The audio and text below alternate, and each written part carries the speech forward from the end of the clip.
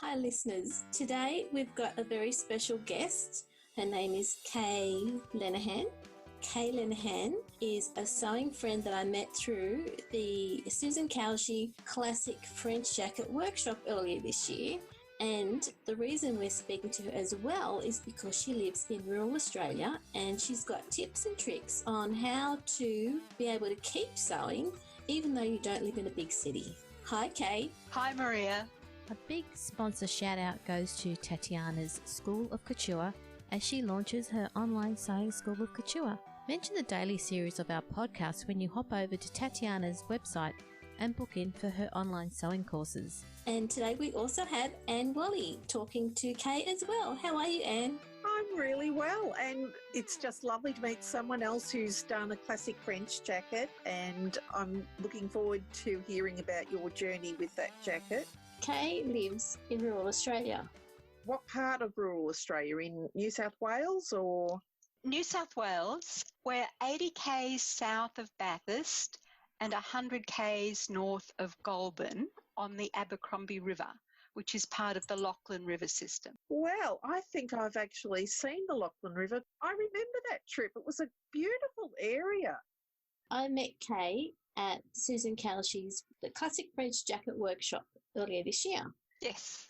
How's that jacket going? Well, I haven't finished it off yet. There's most of the hand sewing still to do, but I'm just waiting to see how my body changes to see whether I need to make any slight adjustments to the fit before I finish it off. I just want to make sure it all fits really well on my new shape, whatever that's going to be. That's a great idea. Otherwise, you'd have a jacket in your wardrobe that you wouldn't be wearing often. Well, no, and to try and unpick all the beautiful stitching that I'd need to do on the lining, I don't want to have to do that. I haven't finished mine yet, but the homework's always there, isn't it?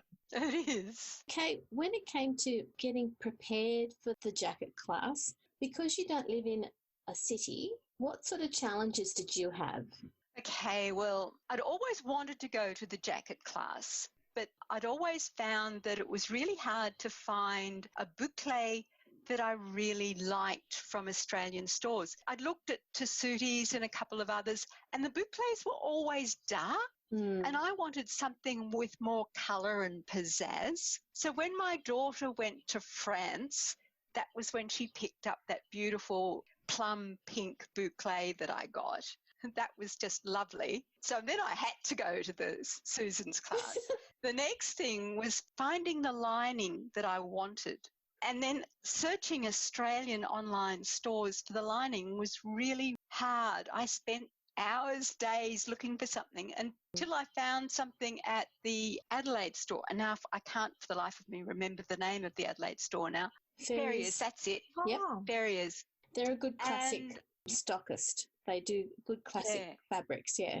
And I found the most beautiful silk there, and so I managed to get that. And they were really, really good because they only had 2 metres, and I wasn't quite sure whether that was going to be enough. So I had a number of email conversations with the store to find out whether it would actually be enough for the jacket. So yes, it was. And so I was really, really pleased. And the lining is just so gorgeous. I just fell in love with it. And it's quite lush too. It is. It's very... The feel of it's very lush. Yes. I bet it gets cold in winter where you are. Yes, it does. It doesn't always snow every winter, but we often get snow, and sometimes it's been a couple of feet deep around the house. Yes, it does get cold here. So that'll be a go-to once it's finished because it'll be comfortable and it'll be luscious, and you won't just wear it out, will you? You'll wear it down the street and go supermarket shopping. Oh, totally. Over jeans, just what I need to do. Yeah. But I just don't go down the street. To get into town, it's an 80-kilometre drive, so it's an hour to do the shopping, an hour there and an hour back. So you've always got to make sure that you've got a really good comprehensive list when you go, because you can't just dash out for anything that you've forgotten. That is a big round trip, isn't it? Yes. Well, at the moment, my husband's doing it at the moment because we're both immunosuppressed. So he's the one who's taking all of that responsibility on himself, and he's doing it once a week. In normal times, I'd probably go in twice a week because I still work casually even though I'm retired, still work casually at the university. So I'd go in one day for working there and another half day and then do the other half day shopping. Perfect. Yeah, good plan. Yeah, it is. But most of the time my work is online from home. So I used to Zoom, used to Adobe Connect because all of my students connect through these mediums. Wonderful. Where did you stay when you were doing the classic jacket course? Where did you stay? I stayed at one of the Meriton apartments. It was very nice. How did you feel when you finally got there? You've got the fabric that you love. Were you scared to cut it? I was totally afraid of cutting it. It took me an age, and Susan saw me wandering around the fabric, and she you could see her saying, "Come on, Kay, start cutting it." But I was totally afraid of cutting it because this is the first time I'd done anything like this. Mm. So it was a big thing, and then I got to and started cutting it, and it worked okay, but it was a big step. But I think everyone feels that way because this is that precious fabric, and I think the best part about it is we've got Susan to hold our hands and say it's going to be okay.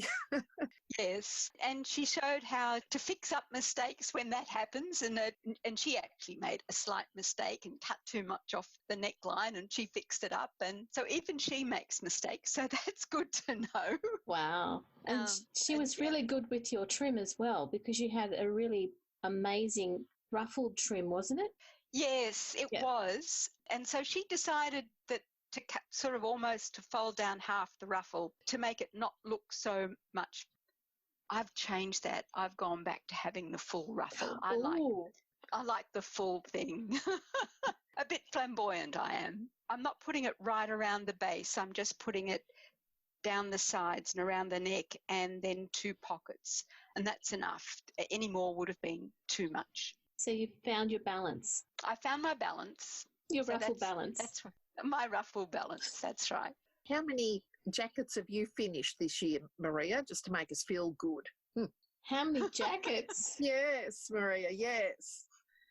I haven't finished mine yet, and I've cut out another one, but it's a casual jacket, so hopefully that makes you feel really good. That's a lot of jackets. I can't wait to get mine done. I didn't have enough fabric, and of course Susan saved the day and showed me how to put it all together, and it was not an easy thing. I was quite surprised, but I think having that boucle or that loftiness to it, you can get away with murder with that type of fabric in a way, can't you? I reckon with the loftiness, hand sewing it's just the perfect solution for most of it. I've never been a fan of hand sewing, but after doing that class, I'm a hand sewing convert. I love hand sewing. It was really interesting because when I first started to sew, it was back in the 1950s when I was at primary school, and we had to do a sampler, and we learnt to sew all of those stitches that Susan teaches in the Couture Techniques course. We effectively had to do a sampler of all of those. And then when I think I was in 4th class, we had to hand sew a skirt. So my sewing started with an awful lot of hand sewing. My mother thought it was very strange because she had an electric sewing machine, but we all had to learn how to hand sew, and I've always loved it. It's very relaxing, and you really can't hurry it because then you've got to pull it out. So you've really got to pace yourself, and I think it's faster than knitting though, don't you? Like when you look at it. I don't know. I like knitting too. I used to be really, really fast at knitting. I haven't done so much recently, but I'm slower at it. But I think knitting does go faster. So what's your favourite fabric store? Let's see. I don't know that I've got a favourite. I really, really like going into Fabric Muse in Sydney or the fabric store. I tend not to go to Sydney that much, so I'm in Canberra a lot, and there's Addicted to Fabric, but they've got a pretty good range there, but not the high-end stuff that you'd get at, say, something like the Fabric Muse. Yeah, that's true. Do you have any tips and tricks for ordering online? Yeah, I really like to make sure when I'm ordering online that I can get swatches. So they've got to have a really good swatch service. I also like it if they're happy to talk to you. bring up and you want to make an order, but you'd like to get some more ideas about whether the fabric's going to be suitable for a particular garment or not. Because sometimes if you get a swatch, by the time you've looked at it, the fabric's gone. Yes. Yeah. So being able to talk to them is really good. And so I've had some interesting conversations with the fabric store, with darn cheap fabrics down in Melbourne, and of course with farriers, whether it was on the phone or email. So having someone who's happy to talk to you is really good too. So having And I that think person-to-person discussion has made your fabric choices a lot easier. it has. And some fabric stores do some really good photos of fabric. Some of them just do a flat picture, and that's what the fabric store does. But you really need to see the drape of the fabric. Yeah. That can be really hard. I mean, Knitwit in Western Australia do some really good pictures because you can see the drape of the fabric. And of course, the Tilton store always shows the drape, which is really good. That's really important to be able to see. You know, whenever I go shopping, if I see someone in a fabric, working in a fabric store, and they're actually wearing it, that does a lot for me. It's like, you're actually wearing that. It's got to be comfortable if you're working in it, and it's got to be a little bit indestructible because you're wearing it to work, and it's, you're cutting stuff out all the time. So, and, rubbing up against counters gives you pilling. So it's always lovely to see whether or not it's been test driven. I really don't see a lot of people wearing the fabric in the stores.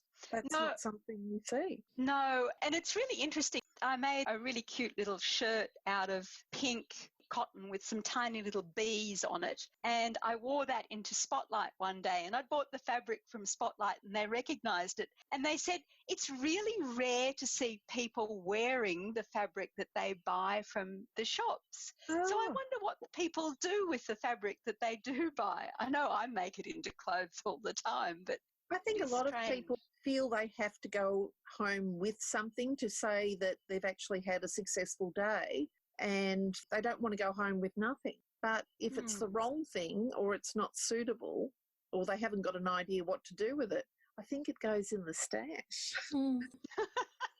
Yes. Yes. And then it becomes lining if you don't want to wear it on the outside, I suppose. Or muslin. Yes. I've got some fabric that I bought many, many years ago, and I've decided I'm never going to wear that. So that just becomes a toile for me to play around with. Or what I'm doing now is making bags for nurses, because nurses, when they go to hospital, need to have a bag that can be washed. They can't take their normal handbags in with them. So there's an Instagram bag a nurse hashtag that you can find out about making bags for nurses so that they can be washed at night and then used the next day or the day after. So I'm making bags for our local nurses. Oh, that's lovely. It's a good use of all the fabric that I'm never going to wear again. So I've just been buying some home deck fabric to make bags of and use my cotton as a lining for the bag. So I'm working on that at the moment. That's my task for the next week, to make some of those to give to the nurses at Bathurst Base Hospital. I think we'll be needing these hashtags for a while yet. For people who live in the country and they want to start to sew, do you have any advice for them? I'm lucky because I'd started to sew a long time ago. But the advice really is to probably join Sewing Pattern Review. I think that's probably a good way of starting. And that there are lots of lessons there, and there's some freebies to get you started. I think there's one at the moment on how to download and put together a PDF pattern. And I think Topeka's got some things on starting sewing. So I think that's a really good way of people who haven't got anyone who can help them close by to start sewing. Sewing Pattern Review. It's how I first got onto my online sewing journey back in 2014, I think, was when I started looking at the online material. And it was a great jumping off point. And it's a great resource too. Oh, it's an excellent resource. Yeah. Do you know they have threaded conversations, which I didn't realise, that if you're wondering about something, someone on Pattern Review has wondered as well. And so there are conversation threads which are very interesting, and the people there are so helpful. And the other thing I was thinking about, the Australian Sewing Guild has their own webpage. Maria, you were talking to Louise Sparrow. Yes. And what's happening on the Australian Sewing Guild? So what the Australian Sewing Guild has done is, because a lot of us are in lockdown now, they've actually developed a page that has lots of free resources for people who are either wanting to sew, wanting to learn about sewing or history with textiles, and free patterns and things that they can do in the community. So that's, a good resource that they're now building up to make sure that their members who can't meet face-to-face can still be active in the sewing community while they're at home. Yes, that's an excellent resource, Maria. So there's lots of avenues, and there's good old YouTube, isn't there? Yes. Someone's always doing something on YouTube.